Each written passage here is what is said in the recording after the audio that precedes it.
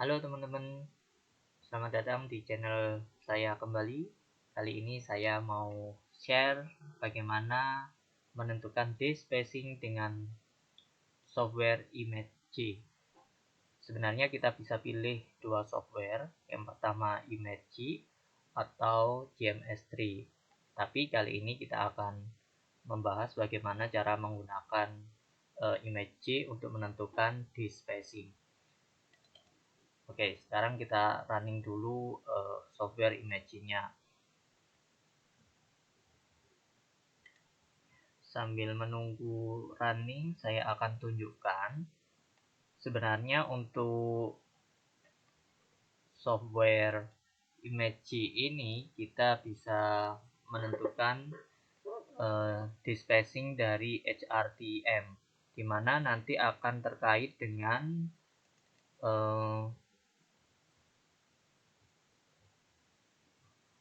theta atau derajat kristalinitas dari sampel kita.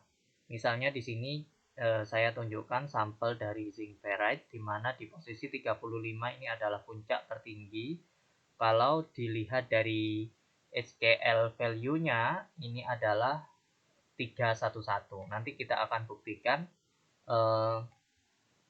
HKL value 311 ini setara dengan 0,26 sekian nanometer. Jadi nanti kalau kita menemukan despacing dengan hitungan 0,6 sekian, itu artinya menunjukkan bahwa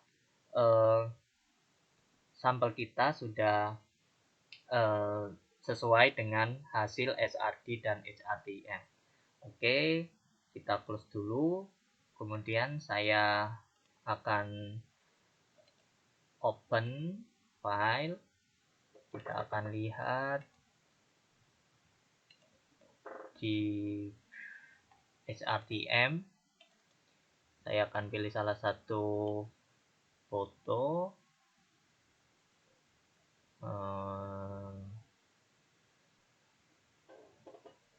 Oke. 367 89.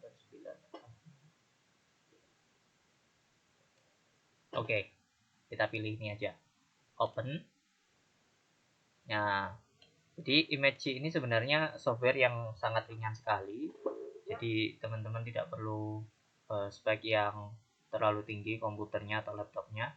Kemudian file open untuk membuka file dari HRTM, dan ini adalah software pengolah foto. Nah, jadi teman-teman bisa memperbesar, bisa juga pakai ini untuk memperbesar. Kalau saya lebih simpelnya, untuk memperbesar saya pakai kontrol kemudian scroll up di mouse. Jadi sebelumnya kita harus men-setting skalanya, karena di sini saya pakai 10 nanometer, maka kita harus setting skalanya 10 nanometer. Bagaimana caranya? Pindahkan kursor di sini di line, kemudian kita buat garis di sini. Nah, ini besar kecil saya gunakan scroll up dan scroll down dengan menahan tombol kontrol pada keyboard. Nah, kemudian kita klik di sini, kita tarik. Nah, kemudian kita klik analyze, set scale. Yang kita ketahui dari foto ini adalah known distance-nya itu 10. Kemudian unitnya kita perlu ganti nanometer. Kita klik global secara umum, kemudian klik OK. Oke. Ini artinya perhitungan atau skala yang akan kita cari, kita hitung dari gambar ini sudah disesuaikan dengan skala 10 nanometer. Kita akan cari di bagian ini.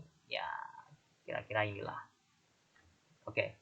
Sebenarnya ada dua cara kalau teman-teman lihat di YouTube atau di tutorial lain. Mereka biasanya menggunakan ini, rectangle, kotak, kemudian mereka crop itu image pakai crop seperti ini. Nah, sehingga teman-teman bisa melihat dengan jelas di sini dari garis-garis despacing dari sampel yang kita uji di HRTIM. Tapi saya kurang suka karena suatu saat kita sehabis ini ternyata yang kita cari tidak sesuai, sehingga kita harus buka tutup. Ini harus di close dulu kemudian buka lagi, itu ribet buat saya. Jadi saya Ctrl Z aja untuk kembali. Saya lebih suka pakai circle, pakai lingkaran, tapi tidak perlu di crop, hanya membuat lingkaran seperti ini. Kemudian ini artinya kita sudah seleksi. Nah, habis itu klik proses, pilih FFT, kemudian FFT lagi. Nah, akan muncul jendela kedua. Ini adalah potret dari kristalin. Jadi kalau sampel teman-teman punya kristalinitas, pasti di FFT ini akan kelihatan bercahaya. Dari sekian titik-titik cahaya ini, silahkan dipilih salah satu. Oke, saya pilih yang ini aja. Ini tetap seleksinya di lingkaran. Nah, untuk biar supaya jelas bisa diperbesar, diklik di sini. Nah, kemudian kita arahkan di tengah. Oke, kita kecilkan lagi. Nah, kalau ini langsung langsung di analisis, sebenarnya bisa juga, cuma nanti kita akan lihat analyze, kemudian pilih di plot profile. Nah, ini kalau tidak ada warna atau tidak, kita seleksinya tidak dikasih warna, maka software ini tidak mau jalan.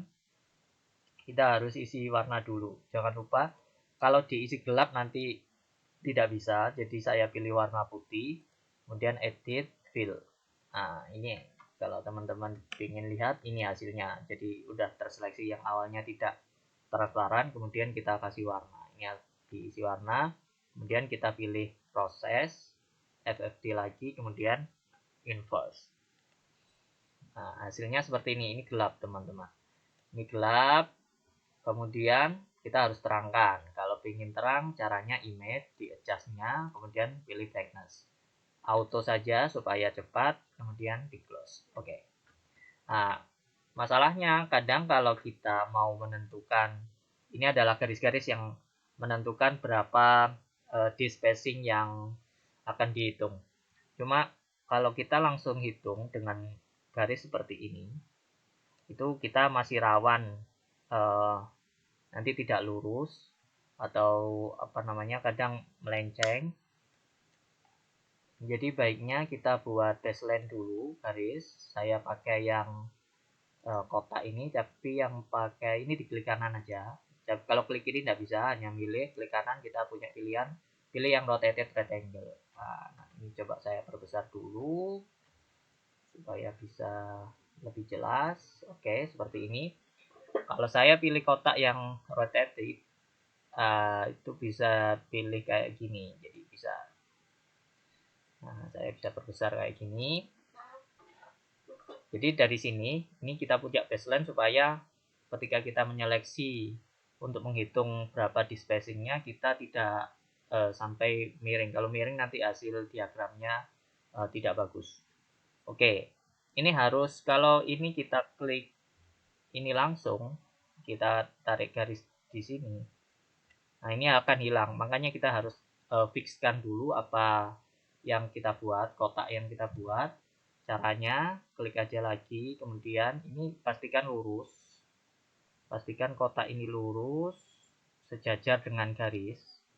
Nah, ini membentuk sudut 90 derajat. Kalau sudah ini, nanti ini udah bagus, klik aja edit, kemudian draw.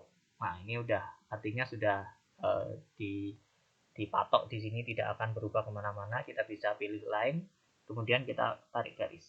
Nah, kira-kira sekian. Nah, ini harus sejajar. Harus sejajar antara garis kuning dengan garis putihnya ini. Kalau kira-kira udah sejajar, kita bisa klik analyze, kemudian pilih plot profile. Nah, ini adalah hasilnya, teman-teman. Dari sini, ini ada desainnya dalam nanometer. Bisa secara langsung keseluruhan dihitung dari sisi kiri ke sisi kanan. Untuk mengetahui total berapa range-nya, ini yang jelas ini 2,5 lebih, copy pastinya itu ini 2,6. Nah, kemudian ini 2,60 kita hitung di sini ada berapa kurva atau berapa peak yang muncul. Satu, ini sebenarnya ini sesuai dengan ini saya close dulu. Ini sebenarnya sesuai dengan yang kita seleksi. Coba kita buktikan. Yang saya seleksi ini 1, 2, 3 yang dilalui garis ini ya. 1, 2, 3, 4, 5, 6, 7, 8, 9, 10. Nah, kita akan buktikan bahwa garis peaknya ini juga ada 10. 1, 2, 3, 4, 5, 6, 7, 8, 9, 10. Oke, kita buka lagi. Ini adalah 2,6 nanometer. Oke, sekarang kita hitung berapa di spacingnya. Pakai kalkulator. Oke, ini. Nah, kita masukkan 2,6 kemudian dibagi dengan 10. Dibagi dengan 10. Nah, ketemu 0,26. Di awal tadi sudah saya sampaikan bahwa mana tadi yang ini. Oke. Nah, di sini peak ini adalah yang paling tinggi 311. Itu setara dengan 0,26 sekian nanometer. Kita lihat data GCPDS-nya. Saya punya data GCPDS-nya. Oke. Nah, ini GCPDS-nya. Ini GCPDS dari Zinc Ferrite, di mana angka 311 ini HKL value-nya itu adalah puncak paling tinggi, maka dia mayoritas yang akan terlihat pada gambar HRTEM atau High Resolution TEM. Oke, sekarang kita kembali ke sini, kita lihat di sini. Oke, hasil hitungan kita adalah 0,26 sekian. Oke, kita simpan dulu, close. Oke, yang penting kita bisa mengetahui ini. Kalau teman-teman pengen tahu hasil totalnya biar tidak lupa, arahkan kursornya di sini. Kita bisa lihat di sisi sini.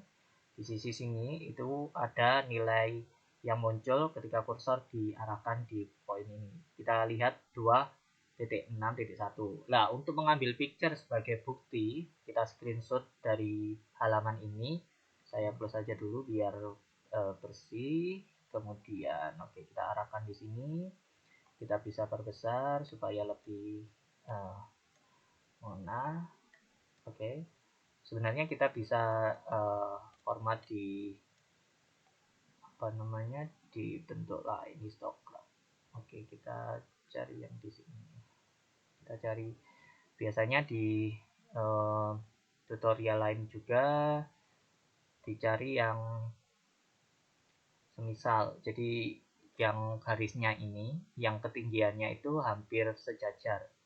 Saya ini kayaknya ini sejajar dengan ini deh. Oke, kita pilih aja ini dengan ini. Oke, kita seleksi dari sini ke sini. Nah, oke, right.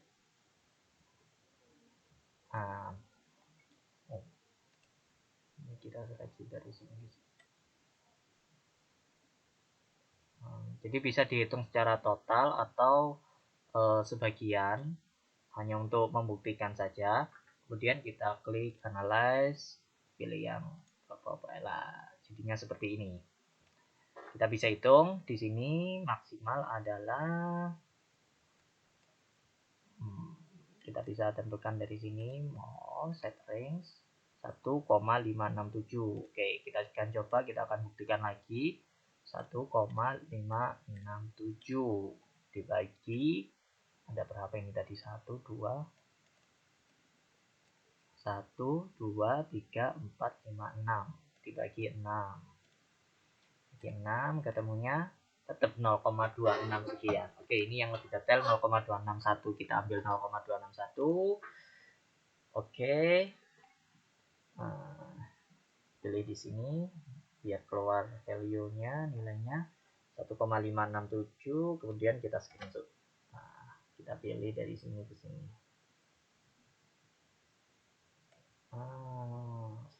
Oke. Oke.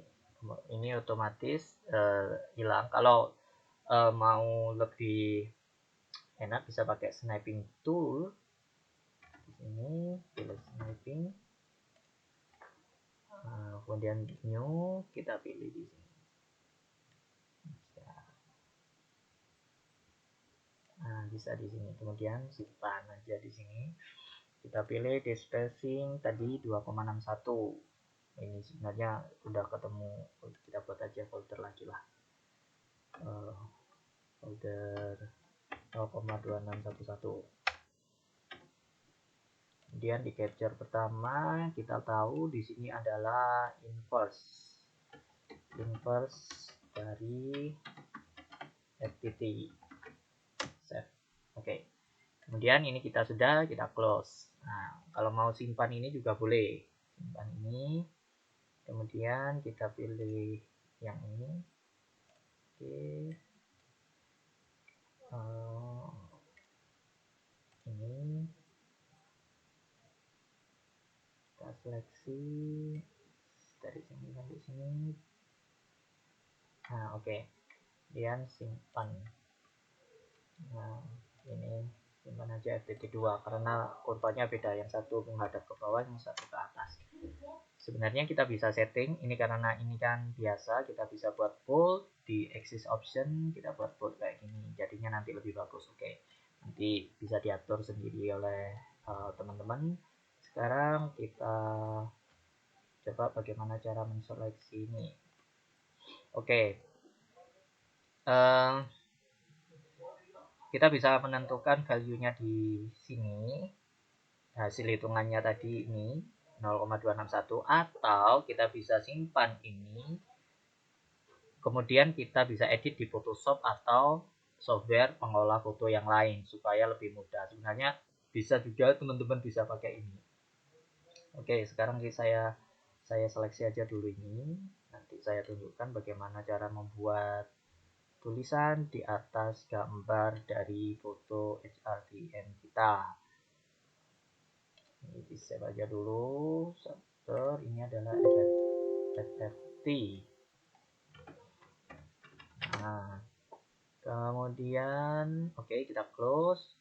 Ya, ini FFT bisa di save pakai software image atau pakai screenshot. Oke, ini juga bisa kita screenshot, di zoom aja agak besar, kemudian kita tarik, kita screenshot dari sini. Oke.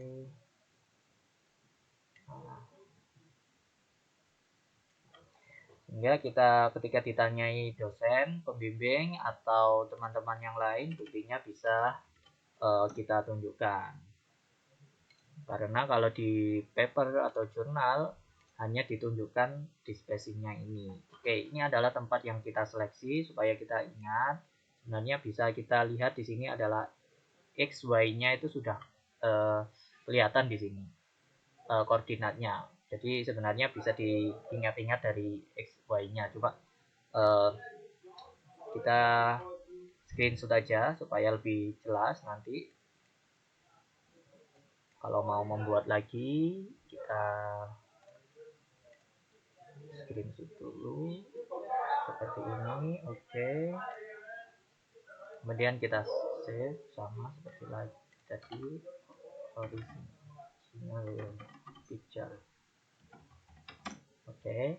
Kemudian kita akan mau buat, tadi sudah diketahui bahwa nilainya adalah 0,261. Oke, kita lihat. Ini kan masih terseleksi, kita klik aja di sini untuk menghilangkan. Kita zoom, perbesar. Ini adalah berapa, kita sudah mengetahui ukurannya dari masing-masing garis di sini. Untuk di spacingnya, kita bisa buat line di sini. Nah, seperti ini. Atau kita bisa pakai ini aja, lebih mudah. Nanti dikasih warna. Nah, seperti ini. Nah, lebih kecil. Kemudian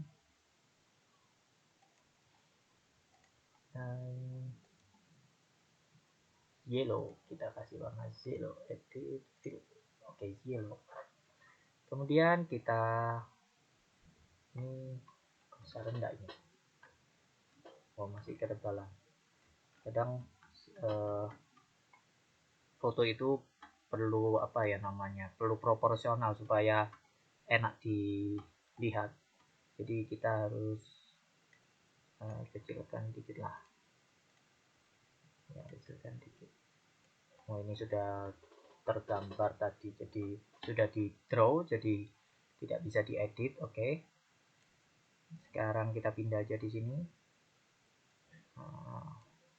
Kemudian kita kasih draw juga sama, oh sorry, ini harusnya di fill dulu sama yellow fill. Oke.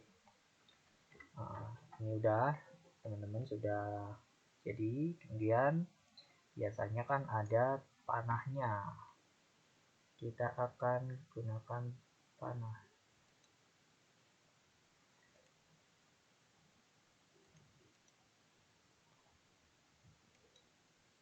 Freehand arrow tools. Oke, ini panahnya ya. Oh sorry, harusnya itu seperti ini nih, harusnya.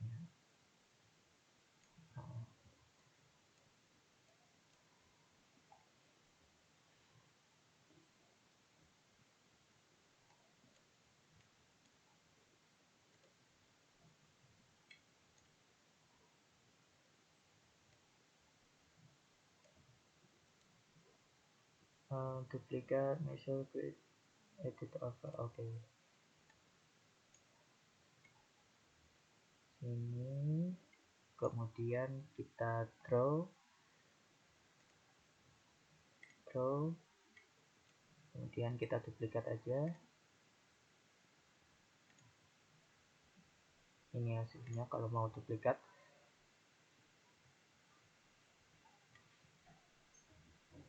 Oh sorry, nah kita gambar kira-kira segini. Ini kita besar.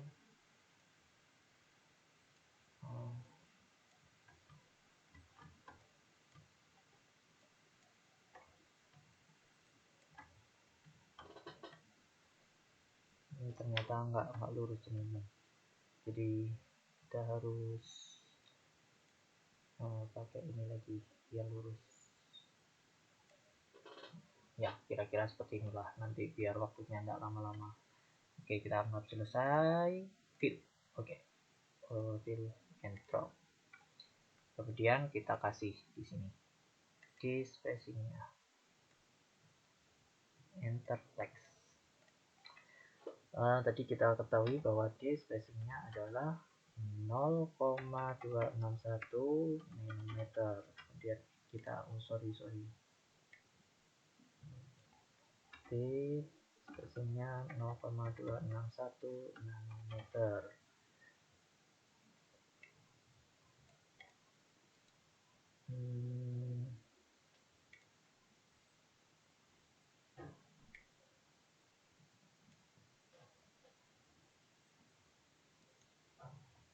Oke, draw.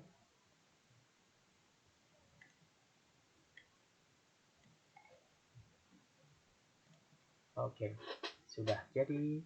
Kemudian ini bisa di save as sebagai, ini kan kecil teman-teman, jadi sebenarnya sih ini pilihan ya, mau disimpan seluruhnya seperti ini atau disimpan dalam bentuk zoom melalui screenshot.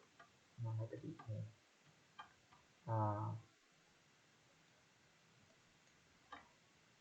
Maksud saya bisa disimpan seperti ini, jangan lupa ditambahkan skala atau disimpan seperti ini.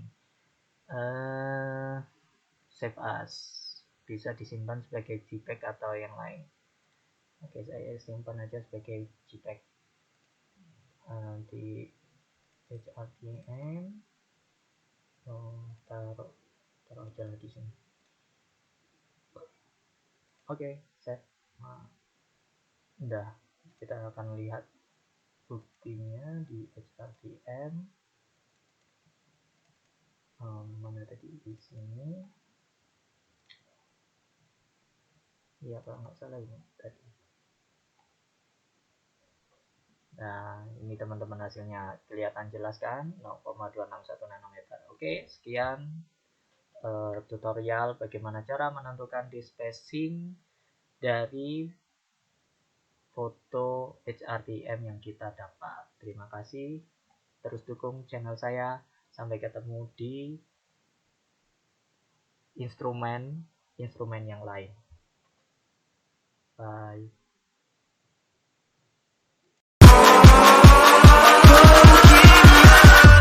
Catch 'em all.